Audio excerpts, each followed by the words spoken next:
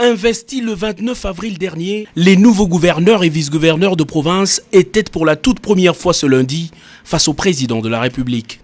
Le séminaire de mise en face de la gouvernance provinciale lancé ce jour permettra aux gouverneurs et vice-gouverneurs de renforcer leurs capacités en leadership managérial afin d'améliorer le bien-être social de population et ainsi enclencher le développement à la base. Le vice-premier ministre ad intérim en charge de l'intérieur et sécurité, Basile Longo, qui a introduit la cérémonie, a fait un plaidoyer auprès de l'autorité suprême pour la mise à la disposition des fonds d'investissement et la libération régulière de la rétrocession en faveur de provinces et des entités territoriales décentralisées. Dans son rôle de garant du bon fonctionnement des institutions de la République, Félix-Antoine Tshisekedi a donné les premières instructions aux territoriaux nouvellement élus. Instructions formulées sur base de 4 axes stratégiques pour l'amélioration du social de Congolais, déduit dans son discours d'ouverture. Je voudrais vous rappeler que vous êtes les dignes représentants du président de la République dans vos provinces respectives.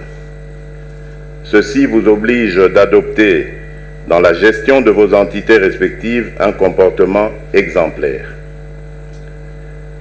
Ceci veut dire aussi que vous avez l'obligation d'élaborer vos programmes respectifs qui seront adoptés par les assemblées provinciales en intégrant ma vision qui vise le développement intégral de notre pays.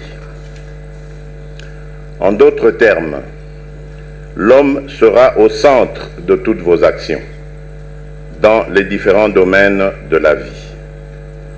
Je compte donc sur chacun de vous pour qu'à l'issue de mon mandat, nous puissions amener ensemble le changement que j'avais promis au peuple congolais au cours de ma campagne électorale. Combattre les antivaleurs telles la corruption, l'impunité ou encore l'épineuse question de tracasserie, notamment aux frontières, le chef de l'État Félix-Antoine Tshisekedi ne déroge pas à sa logique. J'ai eu le temps de sillonner quelques provinces de la République. Et à cette occasion, j'ai été choqué des tracasseries administratives, policières et militaires auxquelles font face la population en général et les opérateurs économiques en particulier.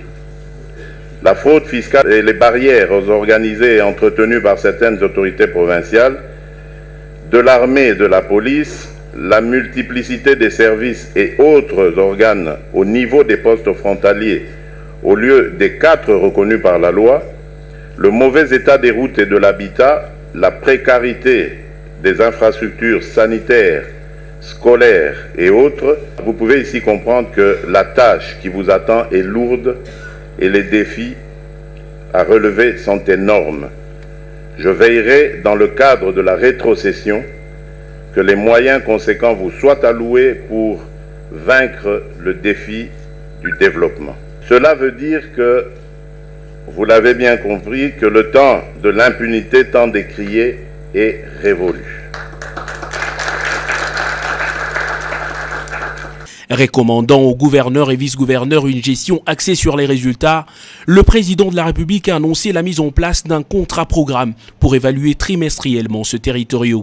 Ouvert ce lundi, les travaux du séminaire de cadrage et des mises en train de gouverneurs et vice-gouverneurs se poursuivront jusqu'au mercredi.